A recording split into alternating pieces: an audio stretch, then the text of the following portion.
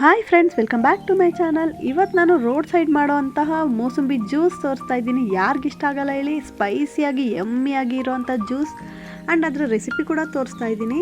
ಇಲ್ಲಿ ನೋಡಿ, ಇವರು 1 ಲೋಟಕ್ಕೆ 2ರಿಂದ 3 ಹಣ್ಣು ಬೇಕಾಗುತ್ತೆ ಅಂತ ಹೇಳ್ತಾ ಇದ್ದಾರೆ. ಸೊ ಇವರು ಈಗ 7ರಿಂದ 8 ಹಣ್ಣು ಹಾಕ್ಬಿಟ್ಟು 2 ಲೋಟ ಜ್ಯೂಸ್ ರೆಡಿ ಮಾಡ್ತಾ ಇದ್ದಾರೆ.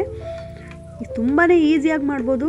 ಈ ಥರದ್ದು ಒಂದು ಮಿಷಿನ್ ಇದ್ದರೆ ಹಣ್ಣನ್ನು ಹಾಕಿ ಜಸ್ಟ್ ತಿರುಗಿಸಿದ್ರೆ ನೋಡಿ ಎಷ್ಟು ರಸ ಬಂದಿದೆ. ಈಗ ಆ ಮೋಸಂಬಿ ರಸನ ಸೋಸ್ಕೊಳ್ತಾ ಇದ್ದಾರೆ. ಸೋಸ್ಕೊಂಡ ನಂತರ ಇದಕ್ಕೆ ಅವರು ಸ್ವಲ್ಪ ಬ್ಲ್ಯಾಕ್ ಸಾಲ್ಟು, ಪೆಪ್ಪರ್ ಪೌಡ್ರ್ ಇರೋವಂಥ ಪೌಡ್ರನ್ನ ಮಿಕ್ಸ್ ಮಾಡ್ತಾ ಇದ್ದಾರೆ ರುಚಿಗೆ ತಕ್ಕಷ್ಟು. ಈಗ ನಾವು 2 ಲೋಟಕ್ಕೆ 1.5 ಸ್ಪೂನಷ್ಟು ಹಾಕಿದರೆ ಸಾಕಾಗುತ್ತೆ, ಟೀ ಸ್ಪೂನಷ್ಟು. ಜೊತೆಗೆ ಸ್ವಲ್ಪ ಸಕ್ಕರೆನ ಆ್ಯಡ್ ಮಾಡ್ತಾ ಇದ್ದಾರೆ. ಇದು ಆ್ಯಕ್ಚುಲಿ ಮಿಕ್ಸ್ ಮಾಡೋದ್ರ ಮೇಲೆ ಟೇಸ್ಟ್ ಬರುತ್ತೆ ನೋಡಿ. ಈಗ ಅವರು ಎಷ್ಟು ಚೆನ್ನಾಗಿ ಮಿಕ್ಸ್ ಮಾಡ್ತಾರೆ ಅಂತ.